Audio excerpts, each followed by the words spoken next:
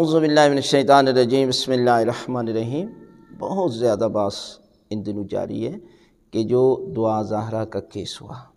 کہ آیا اس میں ولی کی اجازت کے بغیر نکاح ہو جاتا ہے یا نہیں ہے۔ تو یہ ہے کہ شیعہ نقطہ نظر میں ولی کی اجازت کے بغیر کنواری لڑکی کا نکاح نہیں ہوتا، اس لیے کہ اس میں باپ یا دادا جب تک اجازت نہیں دیتے، راضی نہیں ہے، اس کا نکاح نہیں ہوتا۔ لہذا جو نکاح پڑھنے والے ہیں وہ بھی متوجہ ہو جائے، سن لیں، اور جو لڑکا اور لڑکی کر رہے ہیں وہ بھی سن لیں کہ آپ کا نکاح نہیں ہوا، اور جب نکاح نہیں ہوا